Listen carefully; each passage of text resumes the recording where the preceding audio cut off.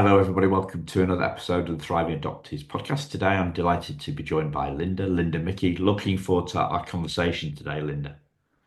Me too, Simon. Yeah. So, Linda and I caught up a month or so ago, and since then, she's become a doggy mum again to little Benny, the St. Bernard. So we've been cooing over Benny, but now it's time for business.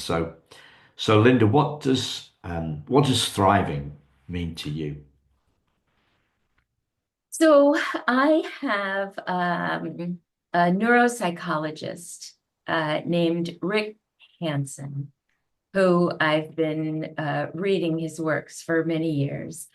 And he has a theory that uh, human beings need three things: safety, connectedness, and productivity. And so his idea is that if you're feeling safe, you're feeling like I'm okay, you're feeling connected, like you belong to people, and you're feeling productive, efficacy, like I can do it. I have a job. I have a purpose here. Then you're in essence you're thriving. You're doing well and you're okay. Yeah. The Supreme Court of Virginia, who I rely on because they sponsor my parenting education license, has this idea that there are the three P's of parenting: provide, protect, and prepare.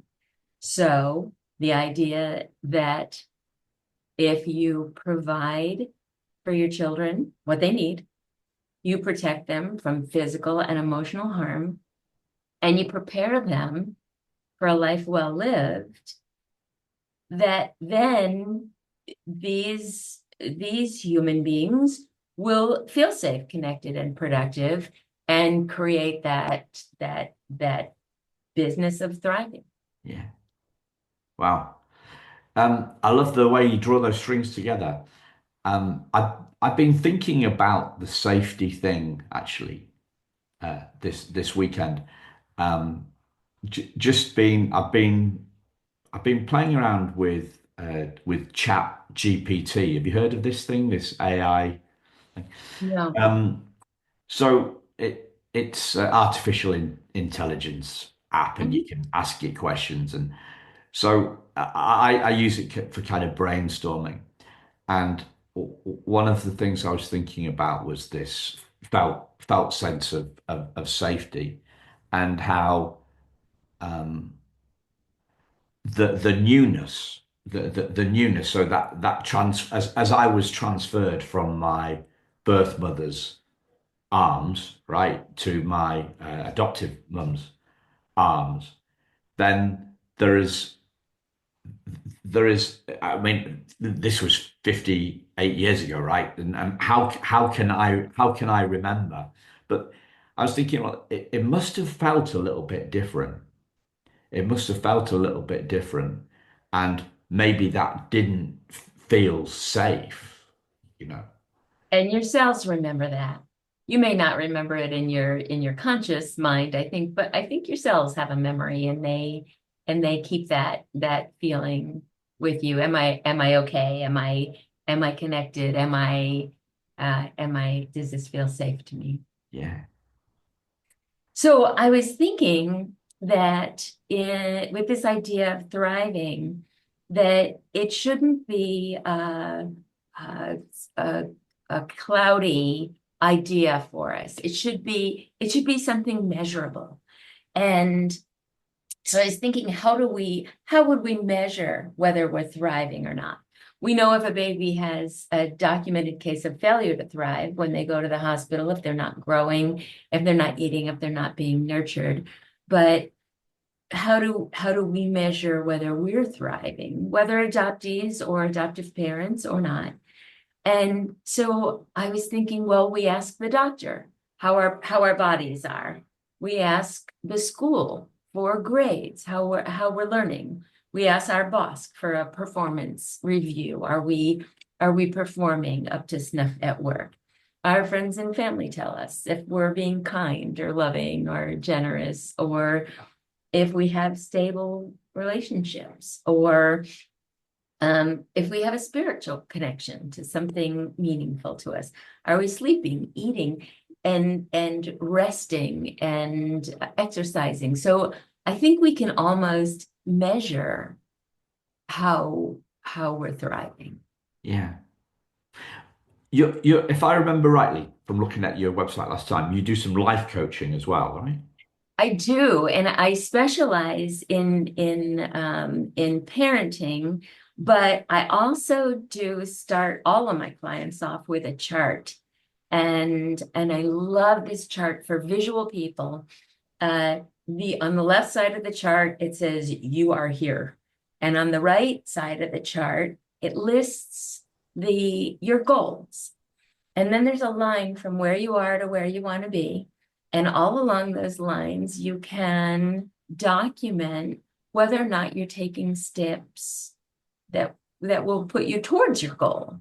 So you can look at it. And if you're trying to lose weight and you pick up that cheeseburger and fries, you can say, is this on my path to where I want to go or not? So it makes for my visual learners, it puts it right there in front of them that they can see that. Yeah. The reason I asked you about the coaching or why that popped into my head, Linda, was because you're looking at you're talking about different other people, right? Other people's views of how we were thriving in that measurement piece, and I thought, yes, and what about that internal? What about that internal perspective too? And I was thinking that a coach, I would guess, right? I guess a coach would be looking at that internal perspective too, right? Very much. So what does it mean for you?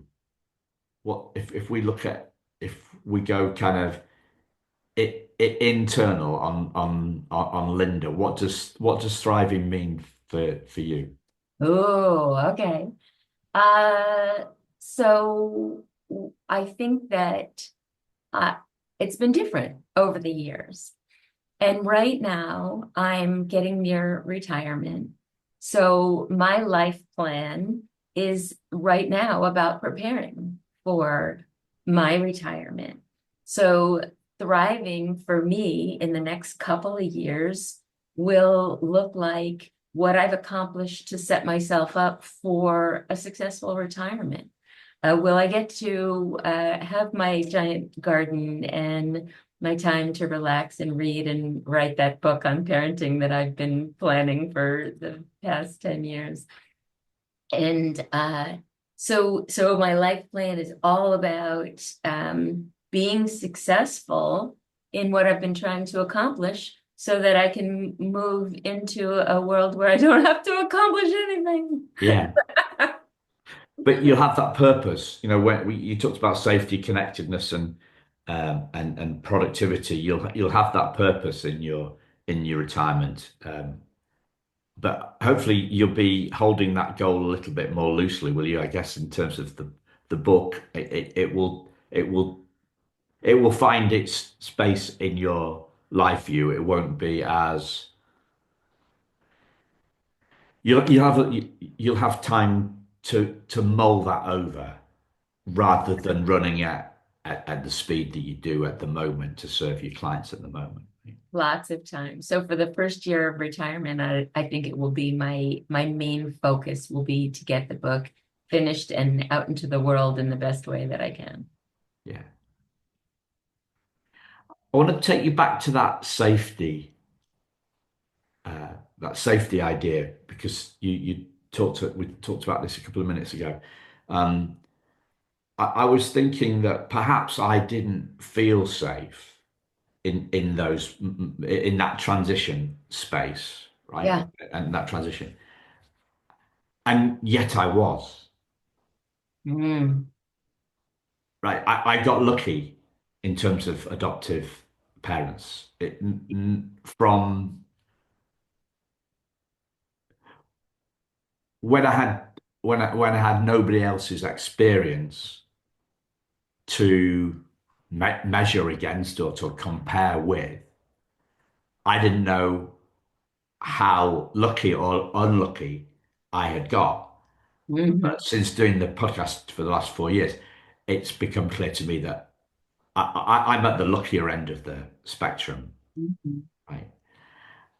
And so, although I may have not felt safe in in that transition, the safety was there, although I didn't maybe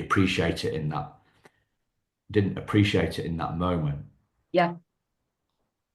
Uh, but it's not there for everybody, right? Oh So no. it No, doesn't. Not and everybody gets as lucky. right. So part of what my firm offers is supervised visitation. I think we might have talked about this before. So I am on a daily basis dealing with children who are not safe and need a professional there to make sure that they're safe. And so that's ever present in my mind that safety means everything to them because you can't go off and be creative or do the things you want to do with your life if you're not feeling safe. So that's the first thing. But I think that's why we talk about the feeling of safety versus the actualness of safety, because it's the feeling of safety that we need.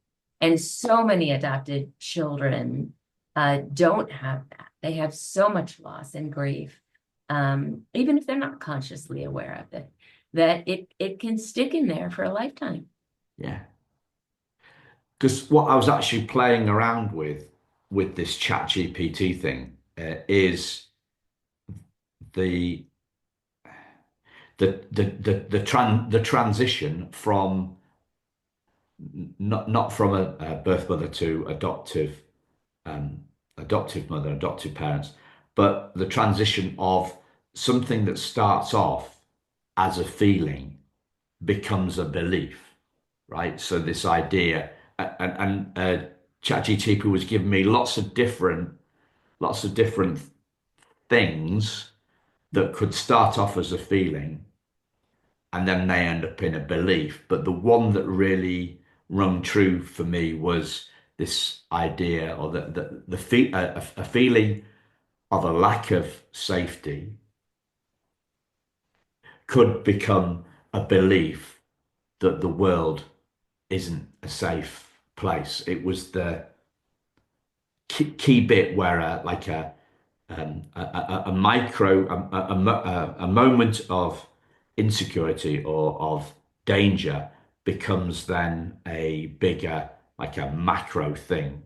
Absolutely. And so many people struggle with that. They say believing your own thoughts is pretty dangerous, but once you do have that thought, if you decide you believe it and then you make your decisions based on that, you could get yourself into a bit of trouble. Yeah. Do we decide? Do we decide to believe it? This is all seems very young and a lack of a lack of conscious choice early on. It becomes to me it feels like that. What do people call it? Is it confirmation bias? Mm, Confirmation bias.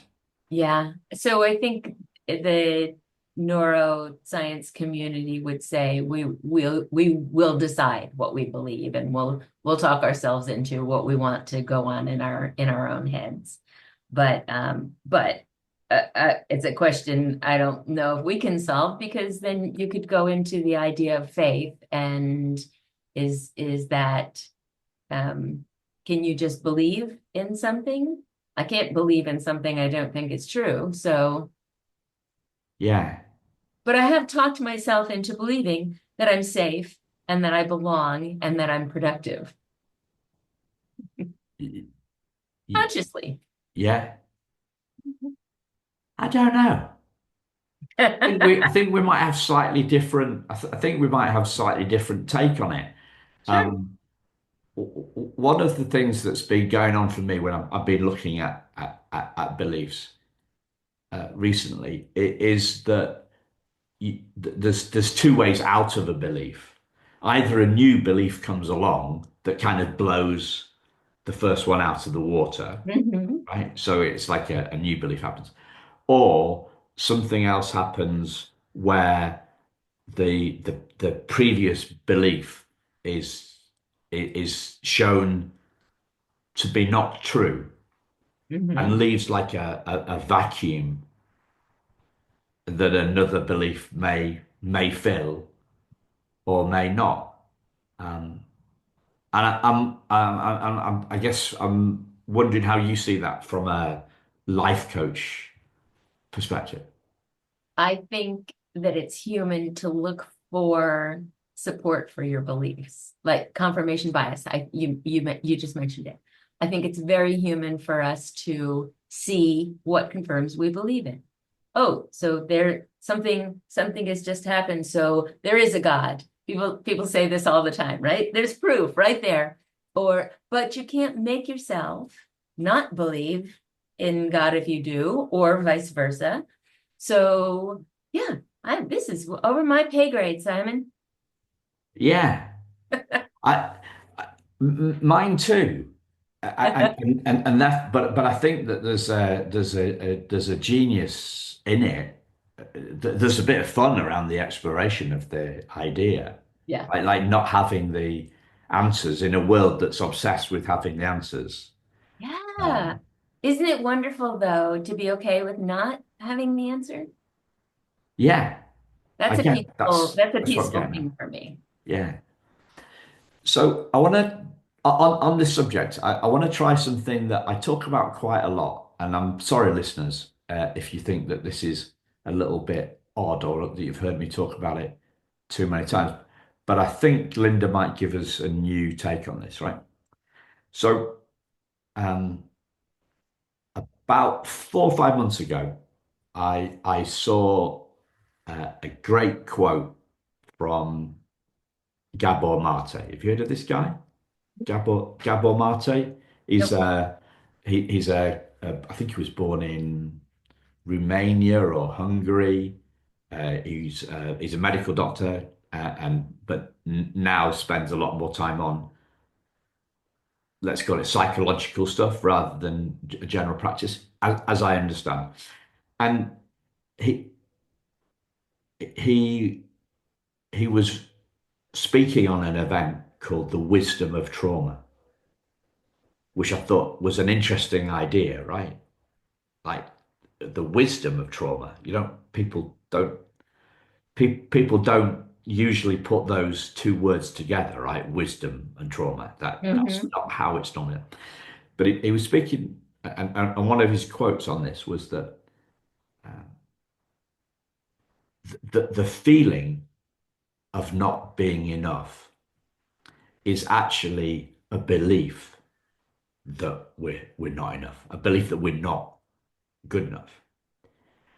And this this struck me power as a really powerful idea because there's a lot of adoptees and there's a lot of human beings out there as well, right? That don't believe that they're enough. But we would most people would talk about that as a feeling rather than a belief. And here's Gabor Mate basically calling it out and saying that this is a belief. Now, the reason that I thought it was a big deal, that it was a big deal for me, it is because, in my opinion,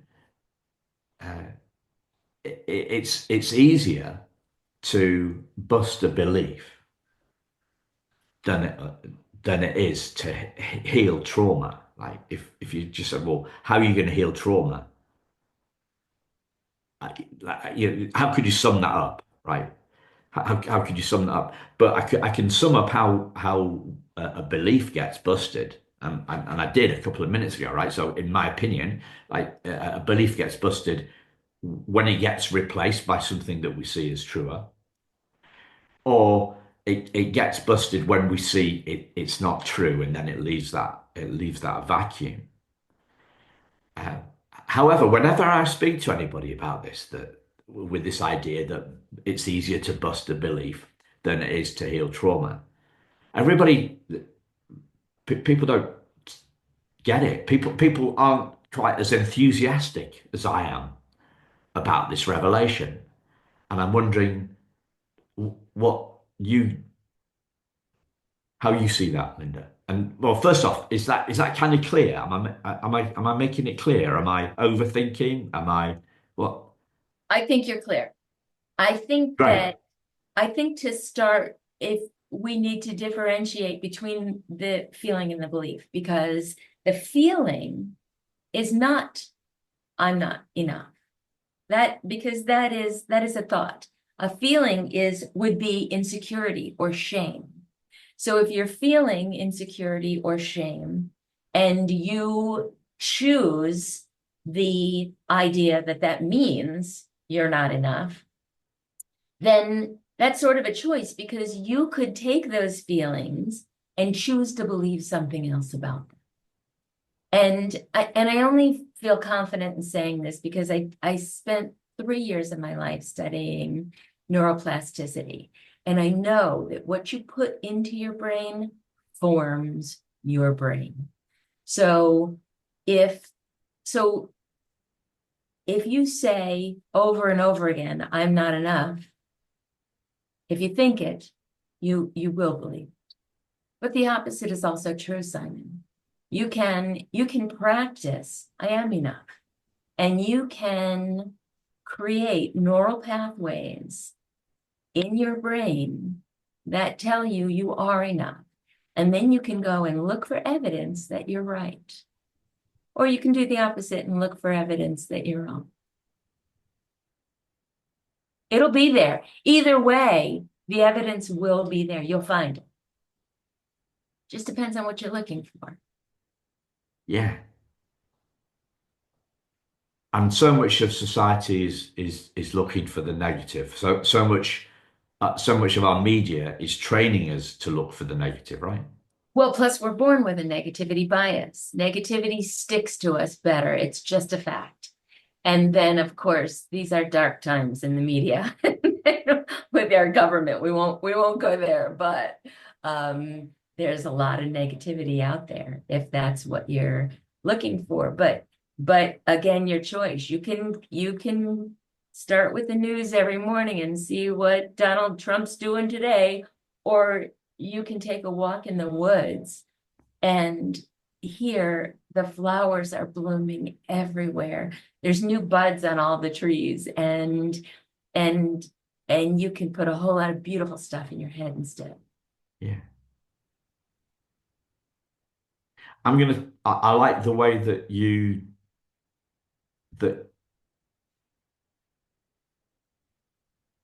I love the way that you answered that question actually. Where you went to something around you went to something that is far more it feels like a feeling. If you say shame, if you nail it as shame, uh, shame and insecurity and unsafe and not enough, that's far more visceral than a belief that we're not enough. I think maybe I need to, because I just saw the title. I just saw the quote from Gabor Mate, right? And I didn't dive into his context. So I need to dive into his context. And one of the reasons that it struck me, I think, is because I'm not particularly a Gabor Mate fan. I find um, his focus very, very negative, and almost as if there's a lot of people out there like this that won't give you the positive until you pay them. Oh, That's how I feel. That's how I feel about um, there is well. what they will give you trauma education, Mhm. which will take a little bit of sting out of the trauma. It'll do a little bit for normalizing it, but they won't actually give you the healing education until you pay. And there's another guy that does this. This Bruce Perry. I bought the book that he did with Oprah, which is basically a case for trauma. And I listened to it for like 8, 10 hours because this guy is held up to be a genius, this Bruce Perry guy. And he just said, well, it's trauma, trauma, trauma, but there is this thing, um, neuroplasticity, and that means that we're okay. There is some hope. But to me, it read like a book that was to argue the case for the trauma, maybe to take a little bit of sting out of the trauma, but it wasn't about healing. And if I was going to write a book for that was 8 or 11 hours long, I would be wanting something. I would be putting to put some healing stuff in it. But I was, yeah. What do you think about the idea of mindfulness in dealing with trauma? Because, I'm asking because Rick Hansen, the neuroscientist, would say that if you, at any given moment, most of the time in the present moment, we're mostly okay. So if trauma is refelt by remembering the things that have happened to us, then what would happen in our brains if we focused more on the fact that right now we're probably mostly okay. We're warm enough, we're fed enough, we're loved enough right now. Do you to subscribe to a mindfulness way of thinking about trauma or feelings of not belonging or not being good enough?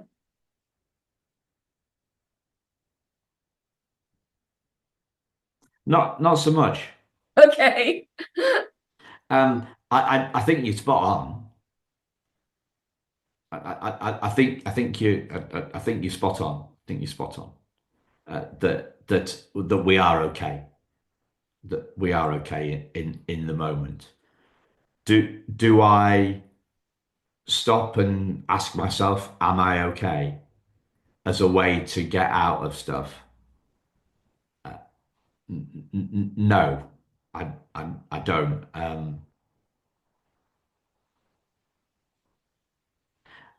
I think my approach is more about being it's about being less bothered. I think I'm less bothered than I used to be Mhm. in the moment. So I don't try and fight. I don't try and fight my feelings as I used to do. I don't Mhm. try and bust my beliefs as I used to do. I'm less bothered about what I think and how I feel than who I am. I don't find. Well, yeah, I think I threw the towel in on the fight against feelings. So I wonder then if we're traumatized, we have trauma in our past and we lost our memory, would we cease to be traumatized? Yeah, well, I've heard this. I've heard. I don't know who said this. He said we need it was a guy talking about needing a forgettery, right? We've got a memory, so why don't we have a forgettery? I like Um, it. yeah, and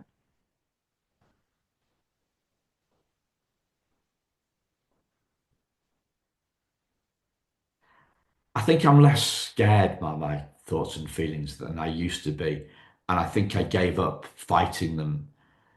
So. one of my coaches over the years, we started a conversation. I haven't spoken to her for a while. We used to start a conversation, and she would say, How have you been?" And I'd say, "Up and down," and she'd say, "Me too. Welcome to the human race." So it was about grace. It was about grace for our thoughts and feelings rather than trying to change our thoughts and feelings. Hmm. Um, because I've done a lot of worrying about worrying. I've done a lot of worrying about worrying. Yeah. I'm less bothered. Something's actually popping into my head about a training that I went to maybe 5 years ago, just before COVID. Maybe 5.5 years ago, just before COVID. And there was, yeah, training. It's a week, like a weekend webinar. And it was a lot of small business owners, entrepreneurs, and a lot of mindset-y type stuff. And there's maybe 120 of us in a room, something like that. And they somebody asked a question from the stage. One of the speakers asked a question about thoughts, um, and specifically changing thoughts. And they asked a question like,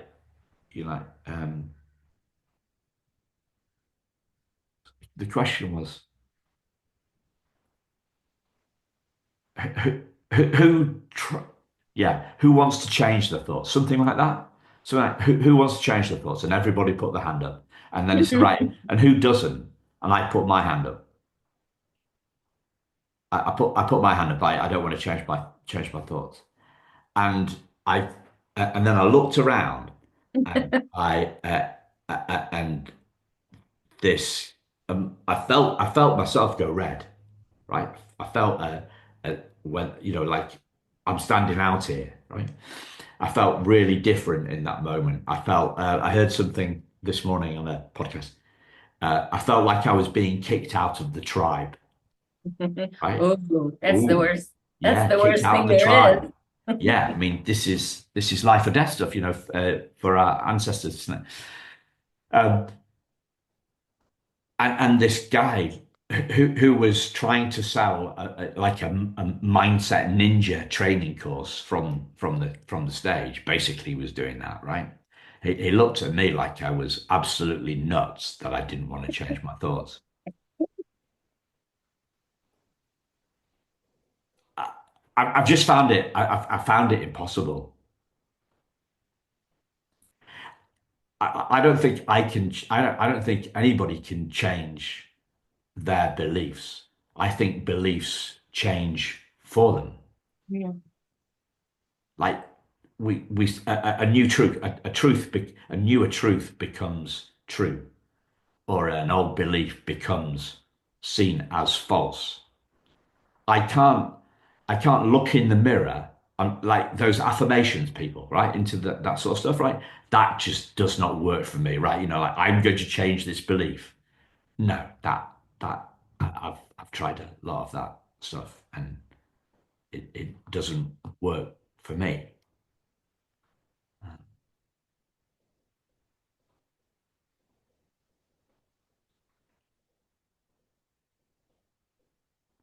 I've had a lot of coaching. Hmm. And so as part of that coaching, I've seen some of this stuff, yeah.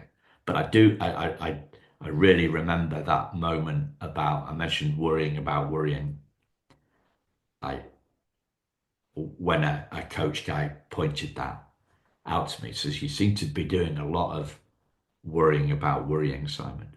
Hmm. And I just thought, wouldn't that be easier if I had more grace for my worrying?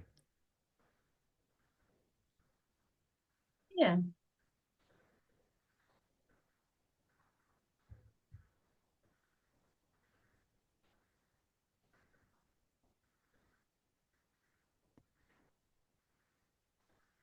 how do you see the relative strengths, weaknesses, or differences in between coaching and therapy? Oh, um, hmm. So I'm not a huge fan of talk therapy, so I'll put that right out there. I think if you look at the data, it's sort of 50-50. It might help, it might not, but we don't know what the outcome would be if we didn't have it.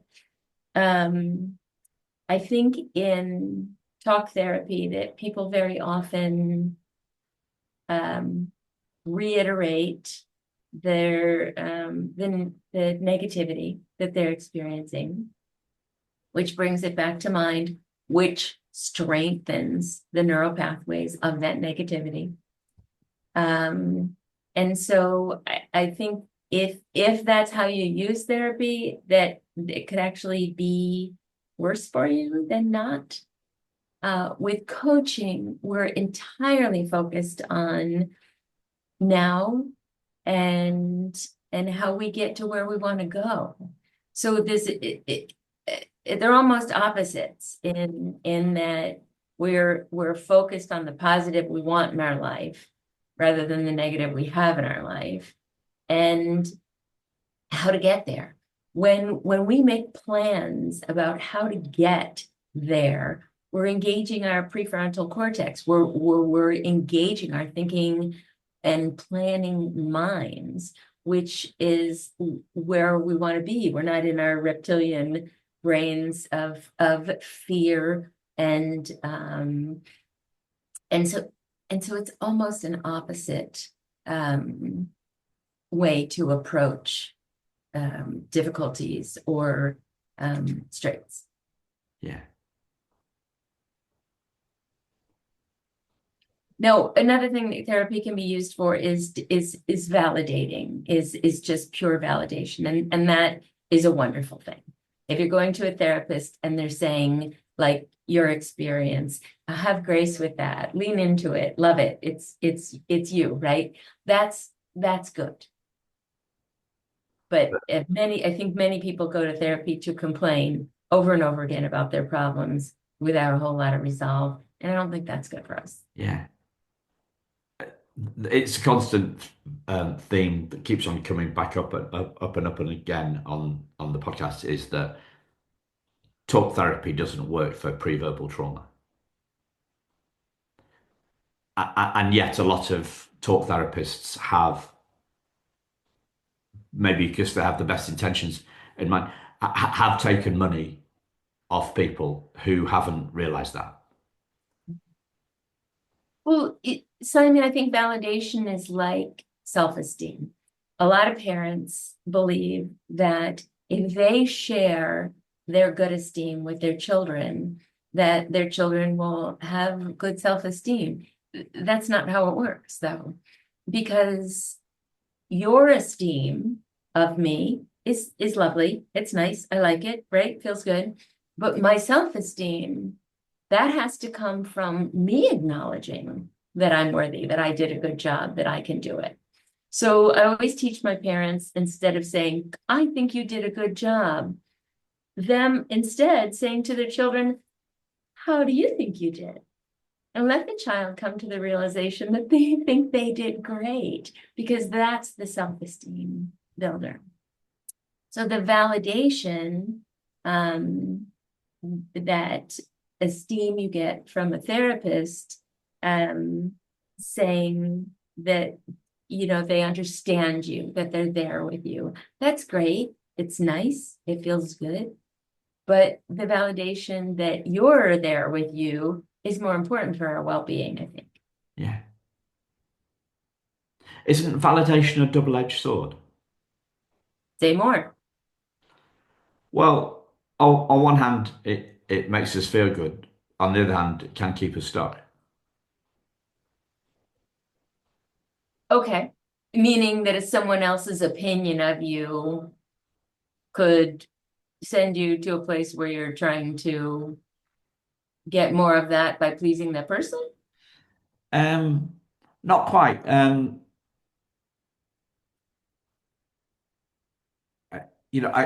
coach will, as I understand it, and as I've experienced it, a coach will come from a place of empathy and rapport, and will be trying to ask some questions that draw out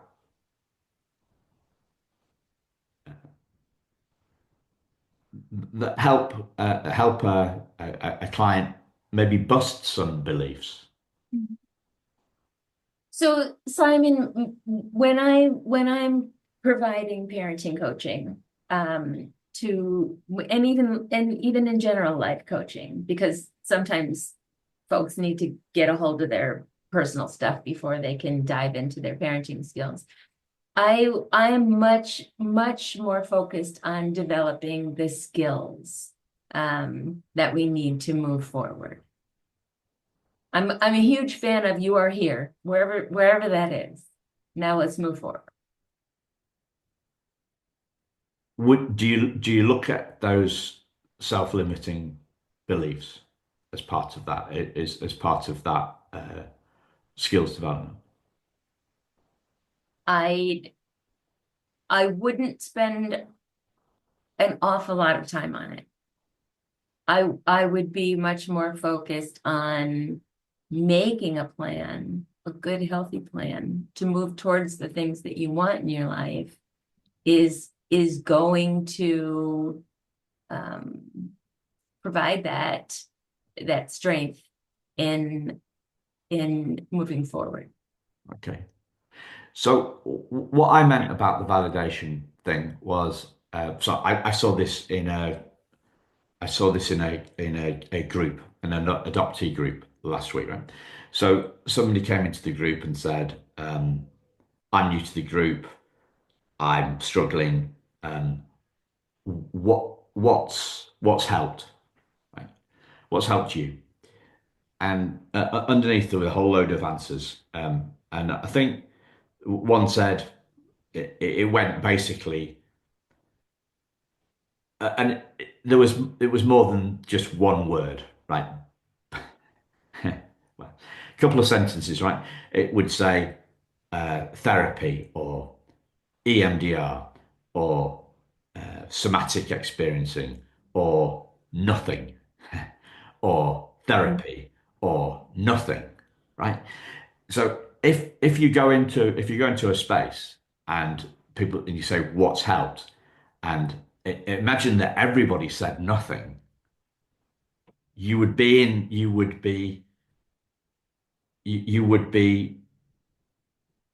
not coming out of there with a spring in your step, right? And even if you see a two-thirds to one-third breakdown, then you kind of like if somebody's saying nothing, well, nothing can help, nothing can help. No, it's just like it's not gonna it's not gonna empower us. And if we go in there saying I'm struggling with this, and everybody else comes in and says joins us in the whole Mm. and says yes, I struggle with it as well, Right. then we are what we would say in England snookered. Right? But isn't that when you have to challenge the belief and say if it's not the case that nothing will work because you haven't tried everything yet. And so let's find that thing that we haven't tried yet and try it. And have those folks tried making a plan to thrive? Do they have a plan to thrive? Because if they have a plan to thrive and some clear-cut steps about what to do about it, then they're in a positive Yeah, spiral. yeah.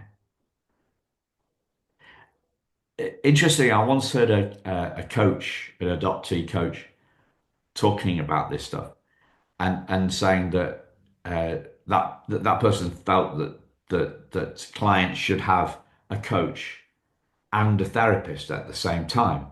And I just thought that's going to be a little bit confusing, surely. It is going in two different directions, but I think if you can get the validation that you're craving and find a way to make a plan to move forward and do well, you can work that combination out. Yeah. Yeah. So what do you think gets in our ways on executing plans? I think being human gets in our way. I think being human is the big problem. Okay, we'll just take that out of the equation, right? Yeah, because we do have all these feelings that we want to act on. Maybe that's not the best for us. Um, I think if you were a religious person, you would say the seven deadly sins are what gets in our way. That greed and lust and laziness and that's what gets in our way because we give in um to our worst nature. And so I think that to thrive, we do have to change that. We have to turn that around. This is why we don't let 3-year-olds run the world because they haven't quite thought it through all the way yet. Oh, okay. They will move towards what feels right? Chocolate, whatever it is, not what's best for us. So we have to use our brains and make our Yeah, plans. And so the opposite of what gets in the way is those urges or those wants or needs or is to educate ourselves and to make a plan, develop the skills that we need to thrive, and yes, engage an expert if you get stuck. Someone who is going to be an expert about your unstuckness. Um, and that might be a different sort of person for everyone. yeah, It could be a clergy for someone, or it could be a friend for someone else, or a therapist, or a coach, or a medical doctor, whoever's gonna help you move out of that and into closer to the space where you want to be. yeah. What about this notion that we get in our own way? Do you subscribe to that? Absolutely. We're our own worst enemy until we train ourselves not to be. But that's really hard work, Simon. That's really hard work. And if you don't know what's out there for you, if you don't do the work, then it could seem too huge a task. Isn't it beliefs that we can't do stuff that gets in our way, rather than ourselves? Beliefs that can change. When you go looking for the evidence for new beliefs, Yeah, we can agree to disagree on that one. yeah, yeah. We can.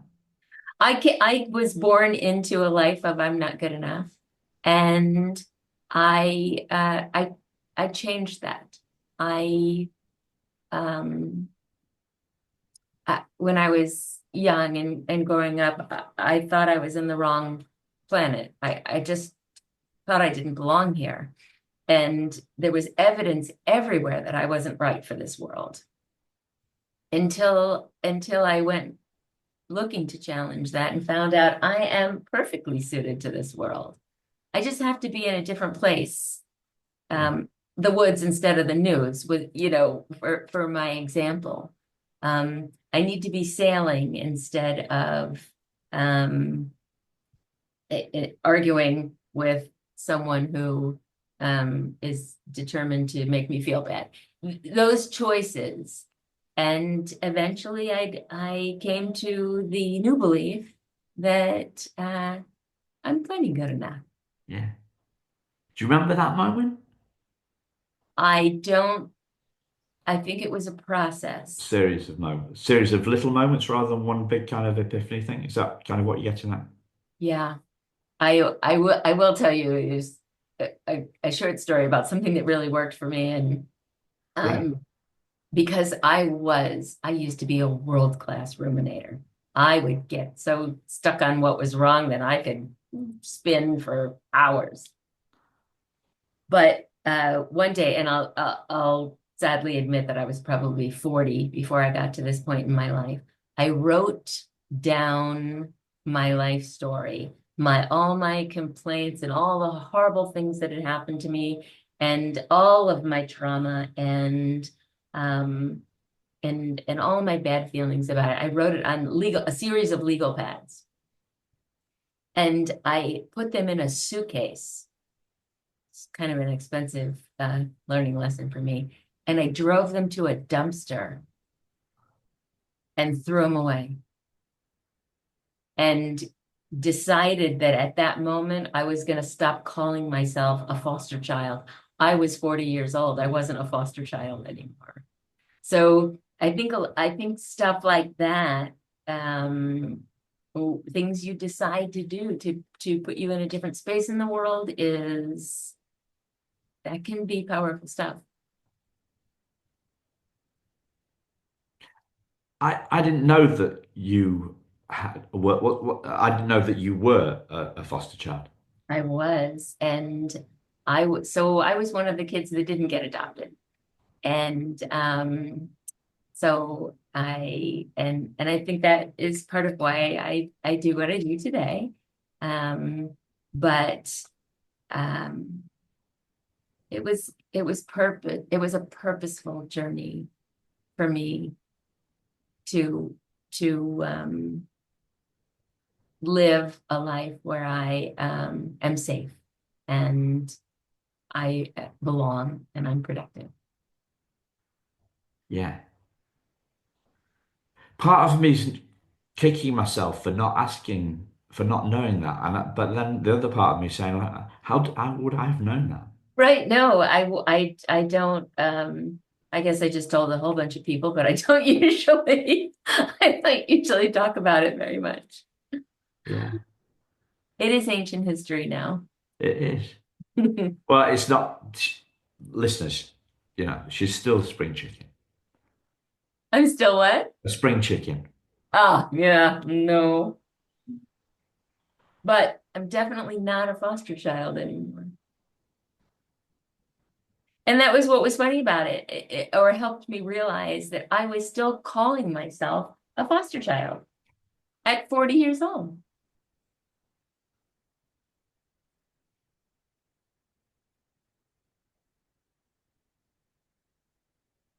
Amazing, Linda. It's an amazing experience, this life. Yeah. Definitely learned to lean into it and feel really good about helping other people lean into it. Yeah. Is there anything that you'd like to share that I've not asked you about? Um,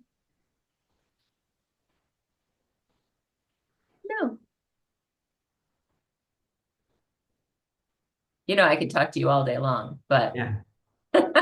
Did you have a new did a new identity come in to fill the vacuum? yeah, I think so. I think that um, instead of my identity being a traumatized person, I think over the years my identity has become more that um, I have the ability to help traumatized people. And that's something to feel really good about. Yeah. Thank you, listeners. Thank you, Linda. Thank you. We'll speak to you again very soon. Take care.